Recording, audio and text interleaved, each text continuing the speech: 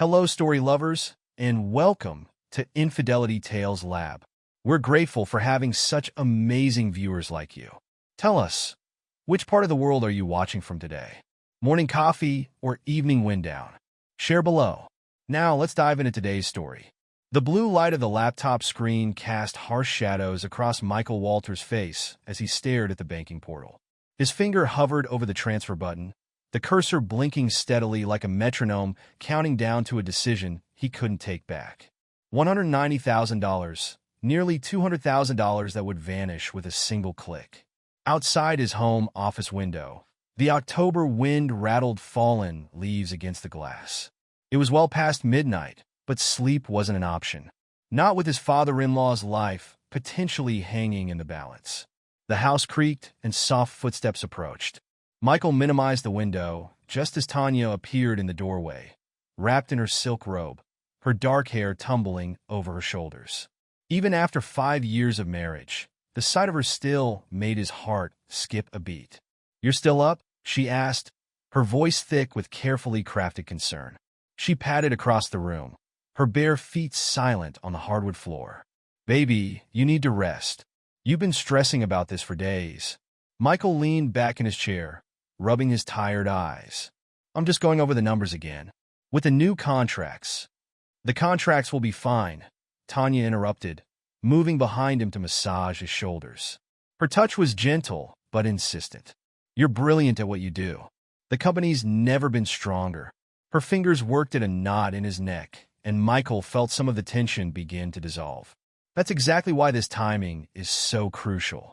We got material costs to cover, payroll to meet, and my father has men threatening to break more than just his fingers." Tanya's voice cracked perfectly, a practiced tremor that she'd been perfecting for weeks. She moved around to perch on the edge of his desk, forcing him to look at her. In the dim light, her eyes glistened with tears. "I know it's a lot to ask, Michael, but he's family. He's Marcus's grandfather." As if on cue, a faint cry echoed from down the hall, their 2-year-old son stirring in his sleep. Tanya glanced toward the sound, her manipulation subtle but effective. "I'll check on him," she whispered, squeezing Michael's hand before gliding out of the room. Left alone, Michael reopened the banking window. The numbers stared back at him, accusing. His phone buzzed, a text from George Peterson, his business partner of 10 years. "Don't do it," the message read. "Something's not right. Call me?" Michael's thumb hovered over the call button, but another cry from Marcus's room made him hesitate. With a deep breath, he dialed George instead. "Tell me you haven't transferred the money yet," George answered without preamble, his voice gruff with concern. "I'm about to." "George, you should see James's face. They worked him over good." "That's what doesn't track," George cut in. "Since when do loan sharks target retired accountants? And Asian triads? In our city? Come on, Mike." Michael glanced toward the hallway, lowering his voice. He got in over his head at some underground casino in Chinatown. "Convenient explanation, isn't it?" George's skepticism crackled through the phone. "And these supposedly dangerous gangsters are willing to wait patiently while he gets the money together? That's not how these things work, and you know it. What are you suggesting?" "I'm suggesting you take a step back and think." James Ballard shows up with bruises and a wild story about gambling debts right after we land the biggest contracts in company history. That timing doesn't set off any alarms for you? Before Michael could respond, he heard Tanya's footsteps returning. "I've got to go," he whispered. "Marcus is up." "Mike, wait." He ended the call just as Tanya appeared, carrying their sleepy-eyed son. Marcus's dark curls were mussed from sleep, his cheeks flushed as he clutched his favorite stuffed elephant. "Someone wanted to say good night to Daddy," Tanya said softly, depositing Marcus in Michael's lap. The boy snuggled against his chest, warm and trusting. Michael breathed in the sweet baby shampoo smell of his hair, feeling his resolve crumble. "Duh," Marcus mumbled, already drifting back to sleep. Tanya stood behind them, her hand resting on Michael's shoulder. The perfect picture of family unity. "He's so lucky to have you," she murmured. "We both are. You always take care of us." Michael thought of James's bruised face at Sunday dinner, the way his hands shook as he tried to hold his fork, the way Marcus had run to hug his grandfather, oblivious to the older man's wince of pain. "Okay," he said finally, shifting Marcus carefully as he reached for the mouse. "I'll do it." Tanya's hand tightened almost imperceptibly on his shoulder as he clicked the transfer button. "Thank you, baby. Daddy will be so relieved." As the confirmation screen appeared, Michael caught a glimpse of Tanya's reflection in the window. For just a moment, the mask of loving concern slipped, replaced by something cold and triumphant. But when he turned to look at her directly, she was all warmth and gratitude again.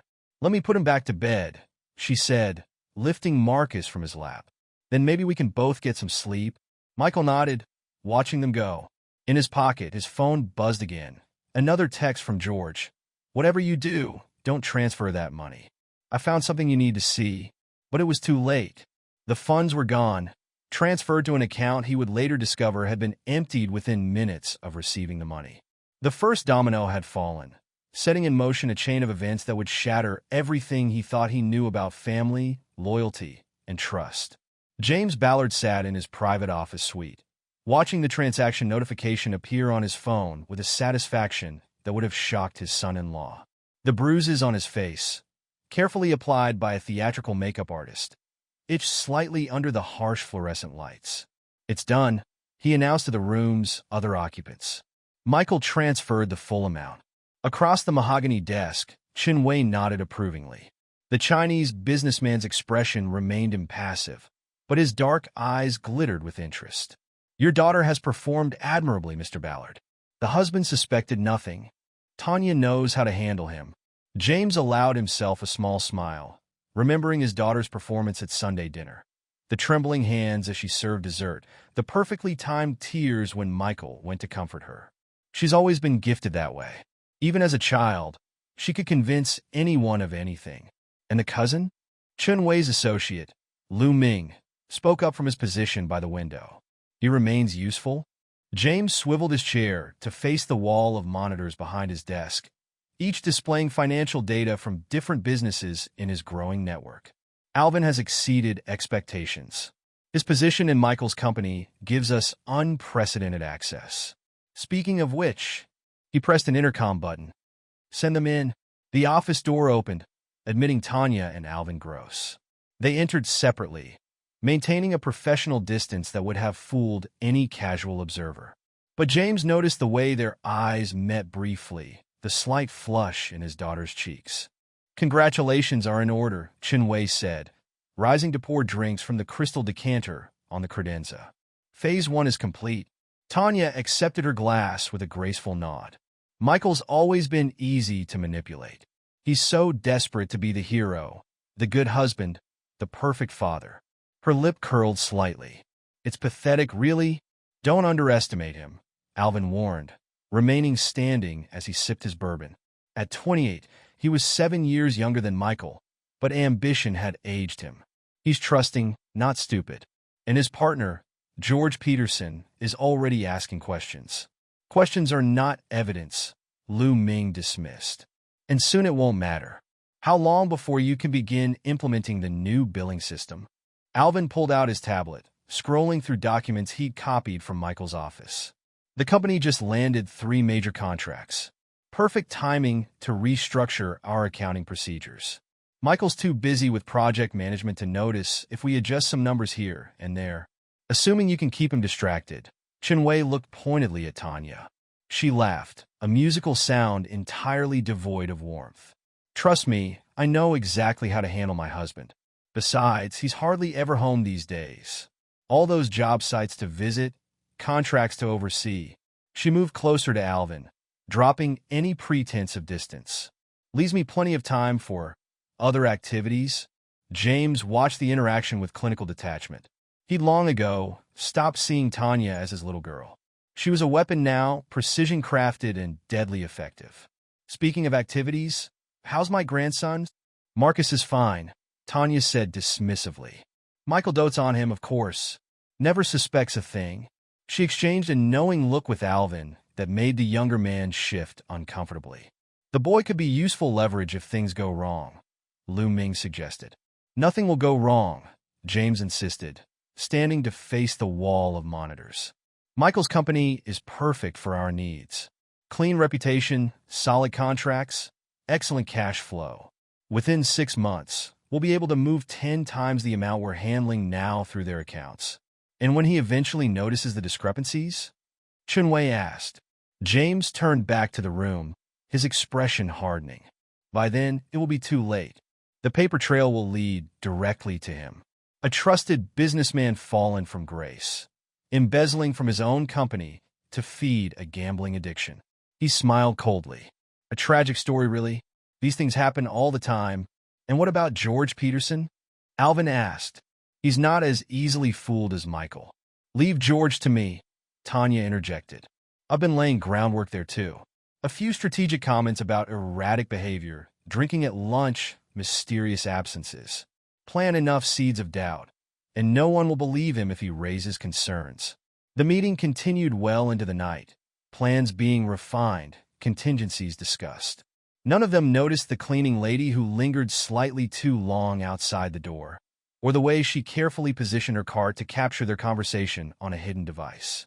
Later, in her small apartment across town, Margie Manning, who hadn't actually been a cleaning lady in over 20 years, would review the recording with growing concern. The ex-FBI agent had been hired by George Peterson to look into James Ballard's sudden gambling problem. But what she'd uncovered went far deeper than anyone suspected. "Oh, Michael," she muttered, making notes in her file. "You have no idea what kind of sharks you're swimming with." The dining room of the exclusive Highland Club dripped old money from every crystal chandelier and mahogany panel. It was the kind of place where deals were made over perfectly cooked steaks, where fortunes changed hands between coffee and dessert.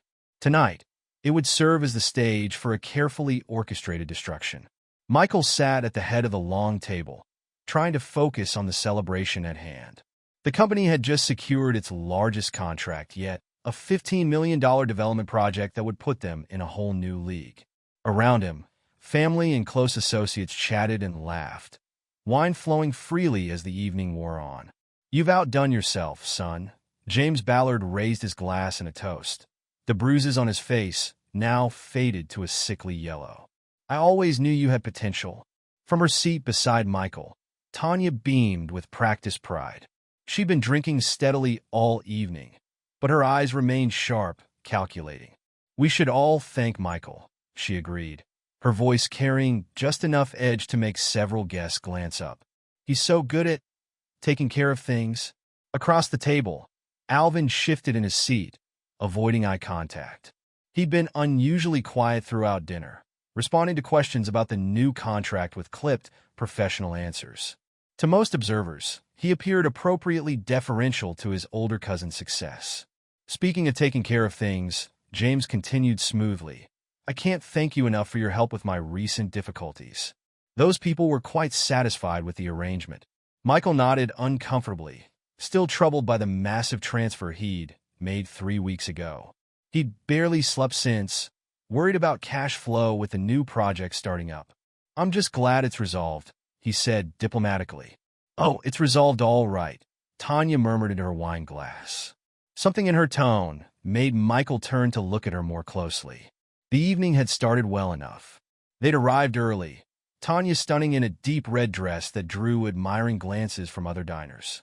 Marcus had been left with a sitter, giving them a rare night out as adults. But as the wine flowed and the courses progressed, something had shifted in his wife's demeanor. Now, watching her drain her fourth?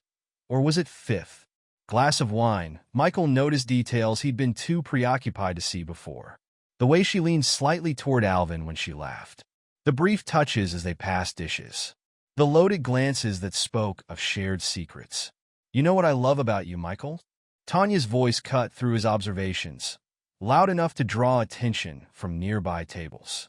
"You're so trusting, so eager to help family." She emphasized the last word with a bitter laugh that raised alarm bells in Michael's mind. "Tanya," James said sharply, "perhaps you've had enough wine." She waved off his concern, her smile taking on a cruel edge. "Oh, but we're celebrating Daddy. Michael's big success.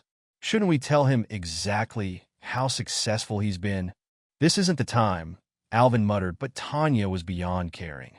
"When is the time?" she demanded, pushing back from the table. "When he transfers more money?" When he signs more contracts? How long are we supposed to keep pretending? Michael felt the room shift around him, as if the floor had suddenly tilted. Pretending what? Exactly? Tanya turned to him, and the mask she'd worn for 5 years finally cracked completely. There was no trace of the loving wife now, only cold amusement and something close to contempt. "You're such a fool," she laughed, the sound like breaking glass. "Did you really think my father, who managed hedge funds for 20 years, got himself into trouble with loan sharks? That he needed your help to pay off gambling debts?"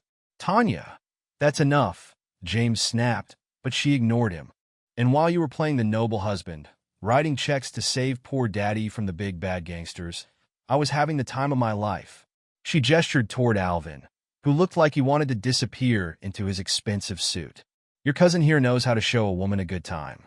Don't you, darling?" The silence that fell over the table was absolute. Michael stared at his wife, then at his cousin, watching 5 years of marriage collapse like a house of cards. "How long?" he managed to ask, his voice surprisingly steady. "Long enough." Tanya's smile was vicious now. "Long enough to know that Alvin's better than you in every way that matters. At least he knows how to satisfy me. We should take this somewhere private." James attempted to intervene, aware of the attention they were drawing from other diners. "Private?" Tanya laughed again, rising unsteadily to her feet. "Like all those private afternoons while Michael was visiting job sites? All those private moments when we were making his precious Marcus?" The words hit Michael like physical blows. "What are you saying?" "Oh, come on, Michael. Look at him. Look at your son. Those dark curls, that olive skin. Did you really think he got those features from my side of the family?" She turned to Alvin, who sat frozen in his chair. Tell him who Marcus's real father is." The room spun slowly around Michael as the truth crashed over him in waves. The elegant dining room, with its crystal and candlelight, seemed to blur at the edges. Every laugh, every touch, every convenient business trip, it all took on new meaning with brutal clarity. "Marcus's," he started, but couldn't finish the sentence. "Alvin's," Tanya confirmed with cruel satisfaction. "Your cousin's been more than just your junior partner, darling. While you were busy building your precious company, he was building a real family with me. We're taking Marcus to his real family now." Alvin finally found his voice, though he still couldn't meet Michael's eyes. "It wasn't supposed to happen like this," he said quietly. "We were going to tell you." "When?" Michael's question cut through the air like a blade. "After the new contracts? After you helped yourself to my company too?" James Ballard stood abruptly, his chair scraping against the hardwood floor. "That's quite enough. Tanya, you're making a scene?" "A scene?" She laughed, the sound echoing off the wood-paneled walls. "Oh, Daddy, I'm just getting started. Should I tell him about the money? About where his precious $190,000 really went?" Several other diners were openly staring now. A waiter hovered uncertainly at the edge of their table, unsure whether to intervene. "Your father's gambling debts," Michael said slowly, the pieces falling into place. The bruises, the threatening phone calls, it was all a lie. "Every word," Tanya confirmed, swirling the wine in her glass. "Daddy hasn't touched a deck of cards in his life. But you were so eager to play the hero, to prove what a good son-in-law you were." She leaned forward, her voice dropping to a stage whisper. "Want to know what we did with the money while you were losing sleep over saving the family? That's enough." James's voice cracked like a whip. "Tanya Carr. Now, Alvin, take her home." But Tanya wasn't finished. She stood, swaying slightly, and reached for her purse. "We're not going home. Not to that house. Not to your perfect little life. Marcus deserves to be with his real father, with people who aren't living a lie. You can't just take him." Michael started to rise, but Alvin stepped between them. "Don't make this harder than it needs to be," his cousin said, finally meeting his gaze. "He's my son. The DNA will prove it. You had to have suspected. Everyone else did." The last words hit Michael like a physical blow. Everyone else did? How many people had known? How many had watched him raise another man's child, seen him play the fool? "I trusted you," Michael said quietly, looking at each of them in turn. "All of you? That was your first mistake." Tanya smirked, gathering her things. Family means nothing in business, darling. Isn't that right, Daddy? James grabbed her arm, his facade of concern cracking to reveal irritation underneath. I said that's enough. The sitter will bring Marcus to my house. We're leaving. Now. As they moved toward the exit, Tanya turned back one last time. Don't worry about Marcus. He'll be fine with his real family. Better than fine. And you? You can go back to what you're good at, being everyone's favorite fool. Michael sat alone at the ruined dinner table, surrounded by half-empty wine glasses and abandoned dessert plates. The celebratory evening had turned into something else entirely. The end of his marriage, his family, and everything he thought he knew about the people he'd trusted most. A waiter approached cautiously. Sir, would you like me to clear the table? No, Michael said, his voice distant. Bring me a scotch. Neat. And a check. As he waited, he pulled out his phone and saw the missed calls from George. His partner had been right all along. The stories hadn't added up. But he'd ignored the warnings, chosen trust over suspicion, family over facts. The scotch arrived, amber liquid catching the candlelight. Michael stared into the glass, seeing reflections of the past 5 years. Every lie, every betrayal, every calculated move that had led to this moment. They played him for a fool, used his own decent nature against him. But as he sat there, processing the cruel truth of his situation, something else began to stir beneath the shock and hurt. A cold, calculating anger that would soon reshape everyone's carefully laid plans. The morning after the disastrous dinner at the Highland Club, Michael sat in a coffee shop 3 towns over, far from any familiar faces. His suit was wrinkled from sleeping in his car, his phone turned off to avoid the barrage of messages he knew would be waiting. The events of the previous night played on endless loop in his mind. Tanya's cruel laughter, Alvin's guilty silence, James's calculated control of the situation. The bell above the door chimed, and a woman in her 50s entered, scanning the nearly empty cafe before spotting him. Margie Manning moved with the casual grace of someone used to being overlooked, her gray-streaked hair pulled back in a practical bun, her clothes expensive but forgettable. Nothing about her suggested ex-FBI agent, which was precisely the point. You look like hell, she said by way of greeting, sliding into the booth across from him. Though I suppose finding out your wife's been playing you would do that to anyone. Michael blinked in surprise. How did you know about last night? Margie signaled the waitress for coffee. I've been watching your family for weeks. George Peterson hired me after your father-in-law's mysterious gambling debt surfaced. Something about Asian triads targeting a retired accountant set off his alarm bells. The waitress arrived with Margie's coffee, and they waited until she was out of earshot before continuing. Why didn't George tell me? Would you have believed him? Margie's eyes were kind but direct. From what I've observed, you're a trusting man, Mr. Walters. It's an admirable quality, but it can be weaponized by the wrong people. Michael stared into his cold coffee. They used Marcus, my own son, except he's not even mine. Let's focus on what we know for certain. Margie pulled out a slim tablet. Your father-in-law's gambling debts were fabricated. The bruises? Professional theatrical makeup. I got photos of him visiting a special effects studio in Chinatown the day before he showed up beaten at your house. She turned the tablet to show Michael surveillance photos of James entering a nondescript building, then leaving hours later. The next photo showed him testing the fake bruises in his car mirror. The loan sharks who called your office? Burner phones, all purchased with cash by one of James's employees.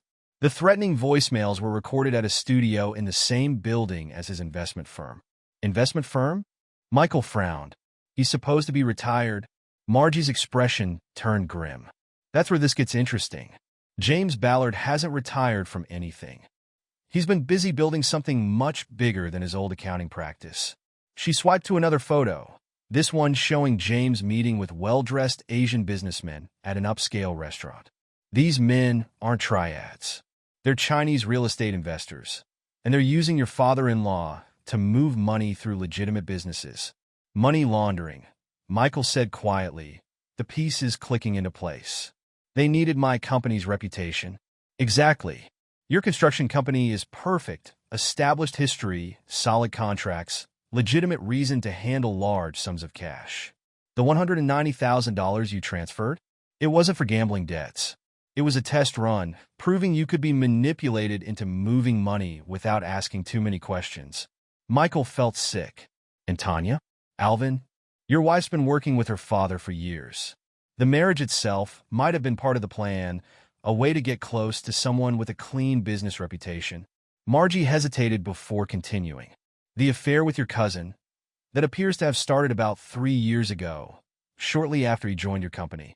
Around the time Marcus was conceived, Michael's voice was hollow. Margie reached across the table to stop him from crushing his paper coffee cup. There's more. Your cousin's role goes beyond the affair. He's been systematically documenting your business practices, helping them understand how to manipulate your company's finances without raising red flags. How do you know all this? A slight smile crossed Margie's face. Let's just say I'm very good at being invisible. You'd be amazed what people discuss when they think no one's listening. She pulled out a small recorder. Would you like to hear what your father-in-law and his partners talk about in their private meetings? Michael nodded, and Margie pressed play. James Ballard's voice emerged, discussing profit margins and shell companies with his Chinese partners. Then Tanya's voice, calculating and cold. Nothing like the loving wife she pretended to be. Michael doesn't pay attention to the details. He trusts me to handle the books. We can easily move 10 times this amount through the accounts. Stop, Michael said abruptly. I've heard enough. Margie turned off the recording. What do you want to do with this information? I want to destroy them, Michael said quietly.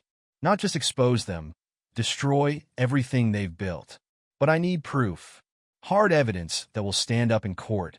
That's beyond my expertise, Margie admitted. You'll need someone who understands construction finance, who can trace the money trails and document the fraud. Do you know someone? I might. There's a forensic accountant who specializes in construction fraud. Ramiro Roth. He's not cheap, but he's the best at what he does. Money's not an issue. Michael's jaw set in determination. Set up a meeting. Margie studied him carefully. You understand this won't be quick or easy. We'll need to move carefully, gather evidence without tipping them off.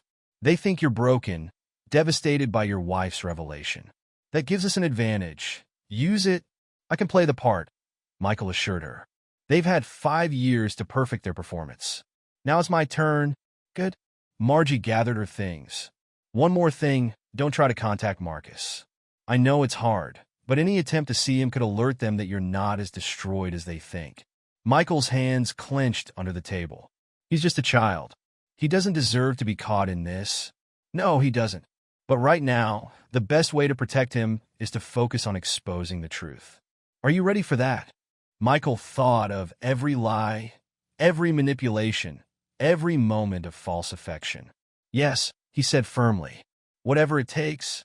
As Margie left the coffee shop, Michael remained in the booth, staring at his reflection in the window. The trusting husband was gone, replaced by something harder, more focused. They taught him the true meaning of family. Now it was time to return the lesson. The office of Ramiro Roth resembled a crime scene more than an accounting firm. Every wall was covered in whiteboards filled with financial flowcharts, sticky notes, creating constellations of connections between shell companies and bank accounts. The forensic accountant himself sat surrounded by monitors, his fingers flying over multiple keyboards as he traced the elaborate web of financial deception. Brilliant, he muttered, more to himself than to Michael and Margie. Absolutely brilliant and utterly corrupt. Your father-in-law is either a financial genius or criminally insane. Possibly both. 3 weeks had passed since the initial meeting with Margie. Michael had maintained his devastated facade, showing up to work sporadically, appearing disheveled and distracted. Meanwhile, Ramiro had been digging through years of financial records, unraveling the complex scheme that had been building right under Michael's nose. Show him what you found, Margie prompted, perched on the edge of a desk covered in documents. Ramiro spun in his chair, his enthusiasm for the puzzle evident despite the serious nature of their investigation. It's beautiful, in a twisted way. They've been setting this up for years, long before you even met Tanya. Your father-in-law identified promising construction companies, ones with clean reputations and growth potential. Then they'd find ways in through marriage, hiring family members, whatever worked. He pulled up a series of spreadsheets on the main monitor. See these project bids? They're all inflated, but not enough to raise immediate red flags. Materials costs marked up 15 to 20% above market rate. Subcontractors charging premium rates for basic work. But here's the clever part. They created a network of shell companies to handle the overflow. The extra money gets funneled through these fake companies, Michael realized, studying the complex flow of funds. Exactly. On paper, everything looks legitimate. You're just paying market rates for materials and labor. But the shell companies are all controlled by James and his partners. They pocket the difference, then move it through a series of transactions that make it impossible to trace. Margie leaned forward. How much are we talking about? Ramiro's expression turned grave. Conservative estimate? They've moved over $50 million through various construction companies in the past 3 years. Your company was going to be their biggest operation yet. Those 3 new contracts you just landed? They were planning to use them to clean at least twice that amount. Michael felt the weight of the numbers crushing down on him. And Alvin? What was his role in all this? Your cousin? Ramiro pulled up another series of documents. He's been quite busy. Every time you travel to job sites, he was copying documents, recording conversations, learning how your legitimate business operated. They needed to understand your processes, to mimic them convincingly. He showed them a detailed flowchart of Michael's company's standard operating procedures. This is what Alvin compiled. Every approval process, every signature requirement, every internal control. They used this information to design their fraud around your existing systems, making it harder to detect, Margie noted. Much harder. They weren't just throwing fake invoices at you. They were building a parallel system that looked exactly like your legitimate operations. If anyone investigated, the paper trail would lead back to you, not them. Michael stared at the evidence of his cousin's betrayal. How did I not see this? Because they knew exactly how to blind you, Ramiro said kindly. They used your trust, your family loyalty, against you. But now we can use their own thoroughness as a weapon. Alvin documented everything. And I do mean everything. He pulled up another file. Your cousin may be good at gathering information, but he's terrible at covering his digital tracks. I found his private cloud storage. He kept copies of everything, probably as insurance against your father-in-law. Emails, meeting notes, bank records. A complete roadmap of their operation. Can we use it as evidence? Margie asked. Better than that, Ramiro grinned. We can use it to predict their next moves. Based on these documents, I know exactly how they're planning to structure the fraud for your new contracts. Every shell company they'll use, every inflated bid they'll submit, every fake supplier they'll create. Michael absorbed this information, his mind racing with possibilities. So, we can catch them in the act? If we play it right, Ramiro cautioned. But we need to be careful. These people aren't just white-collar criminals. The amount of money involved, it attracts dangerous attention. The Chinese investors, Michael remembered. Real estate developers on paper, Ramiro confirmed. But their money comes from less legitimate sources. They're using construction projects to clean funds from other activities, drugs, illegal gambling, who knows what else. He pulled up surveillance photos similar to the ones Margie had shown, but with additional details. These men visit James's office regularly, always after hours, always through the service entrance. They're careful, professional, and very serious about protecting their investment. What about Marcus? Michael asked quietly. Is he safe with them? Ramiro and Margie exchanged glances. I've been monitoring their movements, Margie said carefully. Tanya and Alvin have moved in with James. The house is good security, and they seem protective of the boy. But, Michael pressed, but if they realize we're building a case, there's no telling how they might react. We need to move carefully, gather evidence, without showing our hand. Ramiro nodded in agreement. I need another week to document everything. Then we should talk to a lawyer, someone who understands both criminal and family law. I know someone, Margie offered. Gerard Hansen. He's handled similar cases before. Michael stood, looking at the web of evidence surrounding them. Set it up. And Ramiro? I want everything. Every transaction. Every shell company. Every fake invoice. Leave them nowhere to hide. Already on it, the accountant assured him, turning back to his monitors. They thought they were so clever, hiding their fraud in plain sight.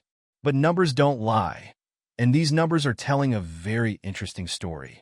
As Michael left the office, he felt a strange sense of calm. The truth was finally emerging, one spreadsheet at a time.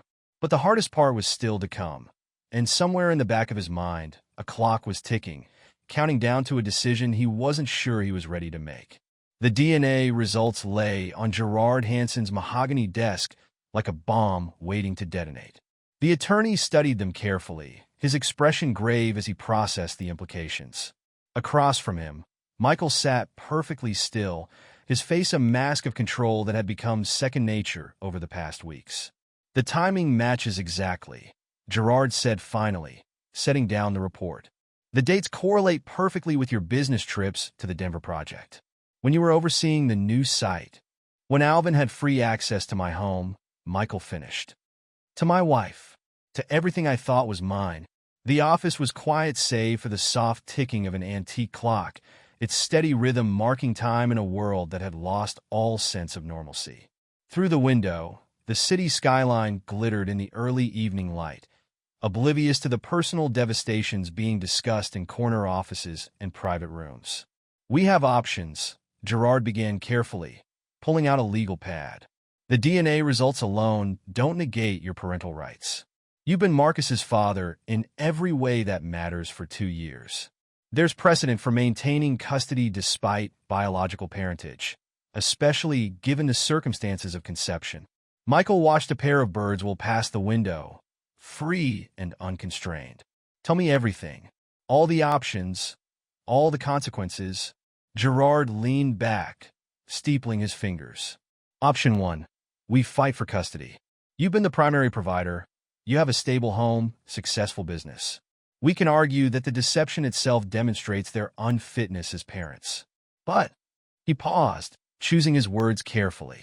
But it would be messy. Very messy. The DNA results, your work schedule, the ongoing criminal investigation. They'd use everything against you. Custody battles are ugly enough without adding money laundering and federal investigations to the mix. Michael nodded slowly. And Marcus? What would it do to him? He's young, but not too young to be affected by a prolonged legal battle. There would be evaluations, interviews with court-appointed specialists. Every aspect of his life would be scrutinized. What's option 2? Gerard pulled out another file. We focus on destroying their operation and securing Marcus's future through other means. The evidence Ramiro uncovered is damning. With proper coordination with federal authorities, we could dismantle their entire network. James, Tanya, Alvin, they'd all face significant prison time. And Marcus ends up with no parents at all? Michael's voice cracked slightly. Not necessarily. We can establish trusts, set up guardianship arrangements, make sure he's provided for even if his biological parents are incarcerated. Gerard's expression softened. Sometimes the best way to protect someone isn't by keeping them close, but by ensuring their future from a distance. Michael stood, moving to the window. Below, people hurried along the sidewalks, heading home to their families, their normal lives. He calls me Daddy, he said quietly. Every morning, every night. He doesn't know any different.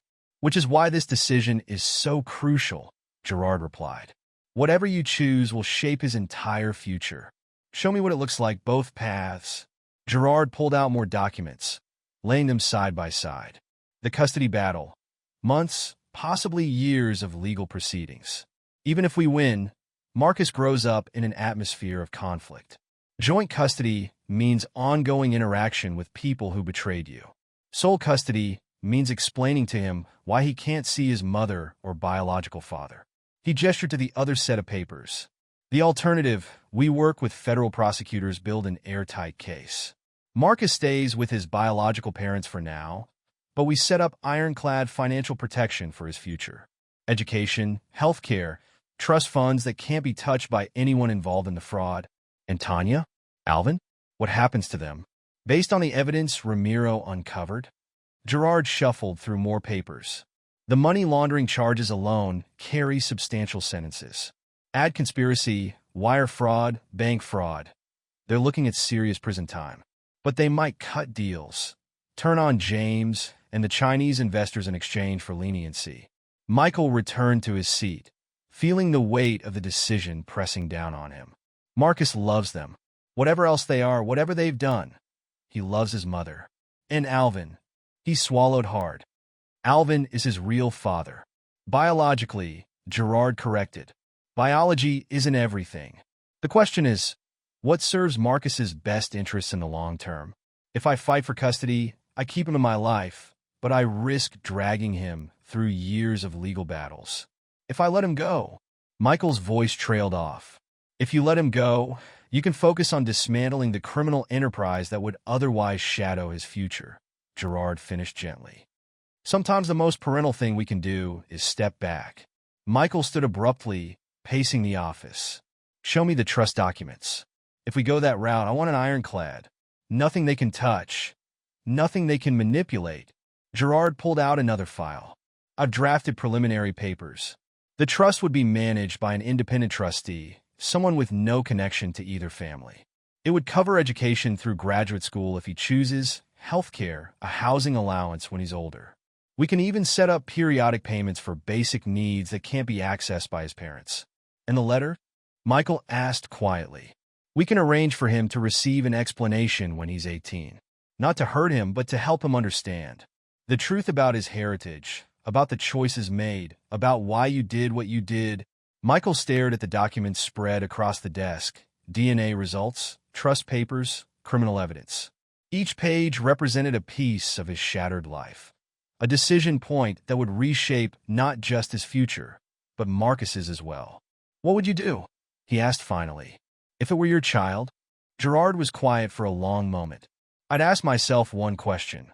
What action gives him the best chance at a healthy, stable future? Not what satisfies my need to stay in his life. Not what punishes those who betrayed me, but what truly serves his interests. Michael picked up the DNA results, reading the cold, scientific confirmation of his deepest fears. Then he looked at the trust documents, the careful provisions for Marcus's future. Blood isn't the only way to protect a child, he said finally, echoing thoughts he'd been wrestling with for weeks. No, Gerard agreed. Sometimes love means making the hardest choice. Michael squared his shoulders, his decision crystallizing. Set up the trust. Make it absolutely secure. And he paused, steeling himself. Begin coordinating with the federal prosecutors. It's time to end this. You're sure? Gerard asked, though he was already reaching for the relevant papers. I'm sure, Michael said quietly. Marcus deserves a future free from all of this. I can't give him back his innocence, can't undo the lies he was born into. But I can make sure he has opportunities, security, a chance at something better. And you? Gerard asked carefully. What about your future? Michael stood, gathering his coat. The sun had set while they talked, leaving the city sparkling with artificial light. My future is making sure justice is served. Not for revenge, not for satisfaction, but because it's the right thing to do. As he left Gerard's office, Michael felt strangely lighter, despite the weight of his decision. The path ahead was clear now. Not easier, but clearer. He would protect Marcus the only way he could, by destroying the criminal enterprise that threatened to shadow his future, even if it meant letting him go. The elevator doors closed on the image of him, standing straight and determined. A man who had lost everything but found a purpose. The hardest choice was made. Now it was time for action. The bourbon in Michael's glass caught the light from the chandeliers overhead, amber liquid swirling as his hand trembled. A carefully practiced shake he perfected over the past 3 months. Around him, the annual Contractors Association gala continued in full swing, but he remained isolated at the bar, his tie loosened, his appearance deliberately disheveled. Mr. Walters? A concerned board member approached cautiously. Perhaps you should call it a night? Michael looked up with unfocused eyes, another practiced move. I'm fine, he slurred slightly. Just celebrating our success. That's what these things are for, right? From across the ballroom, he could feel Tanya and Alvin watching. They'd arrived together, not even bothering to hide their relationship anymore. His public decline had emboldened them, just as planned. They're buying it, Margie's voice murmured through the nearly invisible earpiece he wore. The ex-FBI agent was positioned at a corner table, disguised as a wealthy donor. Tanya just texted James. They think you're spinning out completely. Michael knocked back the rest of his drink, actually iced tea, and gestured unsteadily for another. The performance had to be perfect. For the past 12 weeks, he'd been carefully constructing his downward spiral. Missed meetings, emotional outbursts, apparent drinking binges. Each incident meticulously documented by concerned colleagues. Each stumble witnessed by strategic observers. Your father-in-law just arrived. Ramiro's voice joined Margie's through the earpiece. The forensic accountant was monitoring surveillance feeds from a van outside. He's meeting with Chun Wei in the co-check room. Audio feeds are live. Michael pretended to fumble with his phone, knowing the movement would draw attention. Right on cue, George approached, playing his role perfectly. Mike, come on, buddy. His partner gripped his shoulder with well-rehearsed concern. Let me call you a car. Don't need a car. Michael pushed away from the bar, making sure to stumble slightly. Need another drink. Need to forget everything. He caught Tanya's satisfied smirk from across the room. She leaned closer to Alvin, whispering something that made them both laugh. The sight would have once torn him apart. Now it was just another piece of the puzzle falling into place. In the co-check room, James Ballard's conversation was being captured by high-quality microphones hidden days earlier. He's falling apart faster than we expected, James was saying. The company's vulnerable. We should accelerate the timeline. Are you certain? Chun Wei's voice was cautious. A man with nothing left to lose can be dangerous. Please, James scoffed. He's drowning himself in bourbon and self-pity. In another month, he'll either resign or the board will remove him. Either way, Alvin's positioned to take control. And the federal contracts? Already being restructured. Once Michael's out, we can move the full amount through the new shell companies. The documentation is perfect. Alvin made sure of that. Michael swayed toward the restroom, timing his exit perfectly to pass near their conversation. James and Chun Wei fell silent as he stumbled by, exchanging knowing looks. In the restroom, Michael splashed water on his face, maintaining his unsteady appearance as other guests came and went. Each movement was calculated, each sign of distress carefully calibrated to draw precisely the right kind of attention. Federal agents are getting everything, Margie confirmed through the earpiece. Keep it up. They're almost ready to move. Back in the ballroom, Michael made his way to an empty table, loosening his tie further. He pulled out his phone, making a show of staring at photos of Marcus. Pictures Tanya still sent occasionally, either out of residual guilt or continued cruelty. Right on cue, Alvin approached. His cousin's confidence had grown with each public display of Michael's apparent breakdown. You should go home, Mike. Alvin's voice dripped with false concern. You're embarrassing yourself. Michael looked up, letting real pain flash across his face. How's my son? He's not your son, Alvin replied quietly. The DNA proved that. And soon, the company won't be yours either. Save what's left of your dignity. Walk away before you're forced out. Michael's hand tightened around his glass. You took everything from me? No, Alvin leaned closer, dropping the pretense of concern. You gave it away because you were too trusting, too blind to see what was happening right in front of you.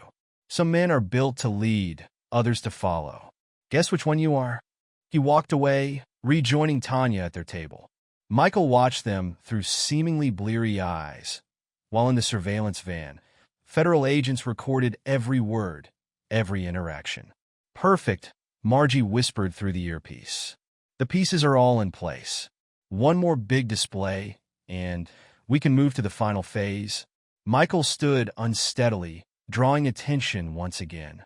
He moved toward the main stage where a band was playing, weaving between concerned guests. Just as he reached the steps, George intercepted him. That's enough, his partner said firmly, loud enough for nearby tables to hear. I'm calling you a car. You need help, Mike. Professional help. Michael allowed himself to be led away, catching James's satisfied nod from across the room. His father-in-law pulled out his phone, undoubtedly setting the next phase of their plan in motion. But the next move wouldn't be theirs to make. In the van outside, federal agents were already preparing warrants, coordinating teams, building an operation that would bring down the entire network. Another few weeks, Margie promised as Michael was helped into a waiting car. Keep playing the part. Let them think they've won. The car pulled away from the gala, and Michael finally allowed his practice tremor to still. In his pocket, his phone buzzed with a message from Gerard Hansen. Trust documents are ready. Everything's in place. Soon, very soon, the true reckoning would begin. The garden party at James Ballard's estate was a celebration of victory, or so the conspirators believed. Crystal glasses clinked as wealthy guests mingled on manicured lawns, while hidden federal agents took up positions around the perimeter. Today was meant to mark Tanya and Alvin's engagement announcement, a final twist of the knife in Michael's apparent downfall. Instead, it would serve as the stage for their undoing. All teams in position, crackled the radio in the command vehicle parked discreetly down the street. Special Agent Sarah Chun, no relation to Chun Wei, she noted Riley, coordinated final preparations with her teams. Target vehicles identified. Waiting for the signal, Michael adjusted his tie in the rearview mirror of his car, parked just around the corner. For the first time in months, he was immaculately groomed. No trace of the broken man he'd pretended to be. Remember, Margie's voice came through his earpiece. Let them make the first move. Everything needs to be on record. He stepped out of the car, straightening his jacket. The invitation to this party had come as a surprise to many guests, the estranged ex-husband attending his wife's engagement celebration. But James had insisted, wanting to witness Michael's final humiliation personally. Heads turned as he walked through the garden gates. Gone was the stumbling drunk of recent months, replaced by someone altogether more dangerous. He could see the moment of uncertainty cross James's face, the flash of concern in Tanya's eyes. What's he doing here? Alvin's voice carried across the lawn. And why isn't he, drunk? Michael supplied, his voice clear and strong. Broken? Sorry to disappoint. James moved forward smoothly, ever the gracious host. Michael, we didn't expect you to actually come. Given your recent difficulties, you mean my carefully staged breakdown? Michael smiled coldly. It was quite a performance, wasn't it? Almost as good as your gambling debt scam. A ripple of confusion moved through the crowd. Tanya stepped forward, her engagement ring catching the sunlight. Michael, you're embarrassing yourself again. Perhaps you should. Perhaps I should what? He cut her off. Leave quietly? Let you announce your engagement to my cousin? The same cousin who helped you steal my company while I was building it into something legitimate. That's enough, James snapped, but Michael was just getting started. You know what's interesting about shell companies? He continued conversationally. They leave paper trails. Lots of them. Especially when your partners get sloppy with their documentation. Chun Wei emerged from the crowd, his usual calm demeanor showing cracks. Mr. Walters, perhaps we should discuss this privately. Why? Afraid I might mention the $50 million in laundered money? Or the inflated contracts? Or maybe the real reason for all those late-night meetings in your office? James moved closer, his voice dropping to a harsh whisper. You're in over your head, Michael. Walk away while you still can. Like you walked away with my money? Like Tanya walked away with my son? Michael's voice carried across the suddenly silent garden. Did you really think I'd just break down? That I'd drink myself into oblivion while you stole everything I built? Enough! Alvin strode forward, anger overriding his caution. Security? Get him out of here. I wouldn't, Michael warned as two guards approached. Federal agents might object. As if on cue, vehicles roared to life around the perimeter. Agent Chen's voice boomed through a megaphone. Federal agents. Nobody move. The garden erupted into chaos. Guests scattered as agents in tactical gear swarmed the property. Chun Wei made a break for his car, but was quickly intercepted. James reached for his phone only to find it already dead. All signals in the area had been jammed. You? Tanya stared at Michael, realization dawning. You were playing us? Everything you did is documented, he told her calmly. The money? Marked by federal agents. Your father's operation? Exposed. The evidence is overwhelming. Alvin lunged forward, but Michael didn't flinch as agents immediately restrained his cousin. You son of a... Save it for your testimony. Michael cut him off. I'm sure the prosecutors will be very interested in your detailed records of the company's operations. You really should be more careful with cloud storage. James was already in handcuffs, his usual composure shattered as Agent Chen read him his rights.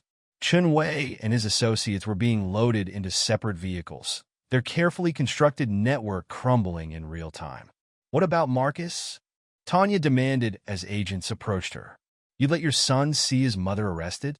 He's not my son, Michael replied, echoing her own cruel words from months ago. The DNA proved that, remember? But keep him. He deserves to know his real father, even if that father will be writing from federal prison for the next few years. Through his earpiece, Margie's voice was satisfied. It's done. They're all being taken into custody. The evidence is overwhelming. Wire fraud, money laundering, conspiracy. They won't be able to deal their way out of this one. Michael watched as Tanya and Alvin were led away in handcuffs, their dreams of engagement photos replaced by mug shots. The garden party's elegant decorations hung limply in the afternoon sun, champagne glasses abandoned on white-clothed tables. Gerard Hansen appeared at his side, legal documents in hand. The trust is ready.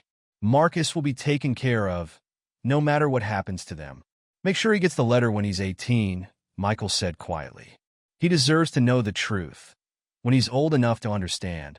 As the last police vehicles pulled away, Michael stood alone in the ruined garden party. The revenge he'd orchestrated was complete, but it brought no joy. Only a grim satisfaction that justice had been served, and a hope that somewhere in the future, a young man would read a letter and understand why his world had been turned upside down on this sunny afternoon. 5 years passed like turning pages in a book, each chapter bringing new developments, new challenges, new beginnings. Michael stood at the window of his expanded office, now occupying the entire top floor of a downtown high-rise. Below, construction crews worked on yet another federal project, one of dozens his company now handled across 4 states. The photo of Marcus on his desk showed a laughing 2-year-old, frozen in time on his last birthday, before everything changed. Next to it sat a sealed envelope, waiting for the day its contents would finally be read. The trust statements are here, Joy Montgomery Walters said from the doorway, one hand resting on her very pregnant belly. Marcus's college fund is performing better than expected.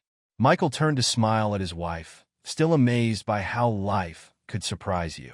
Joy had been the federal prosecutor assigned to the case, her integrity and compassion shining through even in the darkest moments of the investigation. Their connection had grown slowly, naturally, built on shared values and understanding.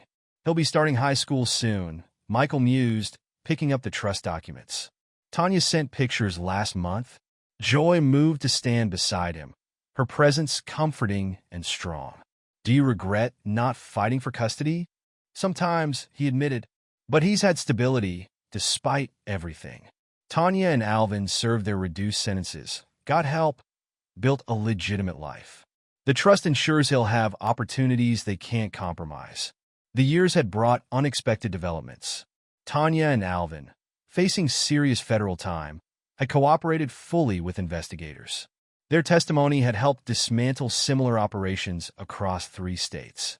After serving minimal sentences, they'd emerged chastened, changed. Not perfect, but better than they'd been. James Ballard and Chun Wei hadn't fared as well. The scope of their operation had warranted substantial sentences. The international connections had led to additional charges, ensuring they'd spend decades behind bars. The company's annual report looks impressive, Joy noted, scanning documents on his desk. 4 states, 30 major projects, all legitimate. The betrayal taught me valuable lessons, Michael replied, unconsciously echoing words he'd written in the letter waiting for Marcus. About trust, about family, about building something that lasts. He glanced at the ultrasound photo pinned to his bulletin board, their daughter, due in less than 2 months. Joy followed his gaze, understanding in her eyes. She'll grow up knowing the value of integrity, she assured him, and the importance of doing what's right, even when it hurts. Michael nodded, thinking of all the choices that had led to this moment. The decision to let Marcus go while ensuring his future. The careful documentation of every crime. The staged descent that had drawn out his betrayers. Each step had been necessary, each sacrifice part of a larger purpose. Sometimes I wonder if he'll understand, Michael said quietly. When he reads the letter on his 18th birthday, "You told the truth with love," Joy reminded him. Not to hurt him, but to help him understand the complexities of loyalty and betrayal. That's all any father can do. The word father no longer stung like it once had. DNA might not have made Marcus his son, but the trust fund, the letter, the constant quiet protection, these were paternal acts too, different but no less real. His phone buzzed with a message from George. Another federal contract awarded, another opportunity to build something lasting. The company had emerged stronger from the crucible of betrayal, its reputation for integrity now legendary in the industry. "You know what I've learned?" Michael said, gathering Joy into his arms. "The best revenge isn't about keeping what others try to steal. It's about building something better from the ashes of betrayal." "Is that what you wrote in the letter?" she asked, leaning into him. "Part of it," he smiled. "The rest is about hope, about choices, about the different ways we can protect the people we love." Outside his window, the city stretched toward the horizon, filled with buildings his company had helped create. Each project a testament to doing things the right way, each success a quiet rebuke to those who'd chosen deceit. The sun was setting, painting the sky in shades of promise. Soon they'd head home to their quiet suburban house, so different from the one he'd shared with Tanya. Tomorrow would bring new challenges, new opportunities to prove that integrity wasn't just a word but a way of life. "Ready to go home?" Joy asked, gathering her things. Michael took one last look at Marcus's photo, at the letter waiting to bridge past and future. "Yes," he said simply. "I'm ready." They left together, turning off lights in an office built on honest work and hard-won wisdom. In the elevator, Joy intertwined her fingers with his, a simple gesture that spoke volumes about trust rebuilt and faith restored. "Oh, I almost forgot," she said as they reached the parking garage. "The foundation board approved your proposal. We're launching the scholarship program for children affected by white-collar crime." Michael smiled, thinking of how life had a way of turning full circle. The program would help kids like Marcus, children caught in the crossfire of financial fraud and family betrayal. It wasn't atonement exactly, but another way of building something positive from painful experience. "How many students in the first year?" he asked, opening the car door for his wife. 10 full rides," Joy replied, easing herself into the seat, "plus mentoring and internship opportunities." The board was especially impressed with the ethical leadership component. As they drove home through the gathering dusk, Michael reflected on the journey that had brought him here. The betrayal had nearly destroyed him, but instead it had forced him to rebuild something stronger, not just his company, but himself. In his briefcase, next to the trust statements and company reports, sat a small ultrasound photo of their daughter. Soon she would join their world, growing up in a home where integrity wasn't just preached but practiced. She would learn early what had taken him years to understand, that true strength comes not from never being broken, but from how you choose to rebuild. The letter to Marcus would explain all of this someday. Not just the facts of what happened, but the harder truths about choices and consequences, about different kinds of love and different ways of showing it. Maybe then he would understand why his not-quite-father had chosen to protect his future from a distance rather than fight for custody in the present. As they pulled into their driveway, the porch light welcomed them home. It was so different from the mansion James had built with laundered money, or the house where Michael had lived his life of comfortable deception with Tanya. This home was built on truth, sometimes difficult, sometimes painful, but always real. Joy paused at the doorway, framed by warm light from within. "You're thinking about him again, aren't you?" "I always do this time of year," Michael admitted. It was close to Marcus's birthday. He would be 7 now, the same age Michael had been when he first learned about integrity from his own father. "The trust will give him choices," Joy reminded him gently. "And the letter will give him truth. That's more than many children get." Michael nodded, following her inside. On the walls, among photos of their life together, hung a single picture of a laughing 2-year-old boy. Not hidden, not denied, but acknowledged as part of the story that had led them here. Sometimes revenge isn't about destroying what hurt you, but about building something so much better that the pain becomes just another foundation stone. Michael had learned this lesson the hard way, but it had led him to this moment, standing in a home built on honesty, beside a woman who understood integrity's true cost, waiting for a daughter who would never have to learn these lessons through betrayal. He placed a hand on Joy's belly, feeling their daughter kick. This was his real legacy. Not the buildings his company raised, not the millions recovered from fraud, but the truth he would pass on to both children. To Marcus through the letter and trust that awaited his 18th birthday, and to his daughter through a life lived in accordance with its principles. "Come on," Joy said softly, tugging him toward the kitchen. "Let's have dinner. Tomorrow's another day to build something good." And in that simple domestic moment, Michael understood the final truth about revenge and redemption. The best revenge wasn't about keeping what others tried to steal, or even about building something better from the ashes of betrayal. It was about becoming someone who no longer needed revenge at all. And there you have it. Another story comes to an end. What did you think? I'd love to hear your thoughts in the comments below. If you enjoy this story, consider joining our community by subscribing. It means the world to us. For more stories like this one, check out the recommended videos on screen. And I'll see you there.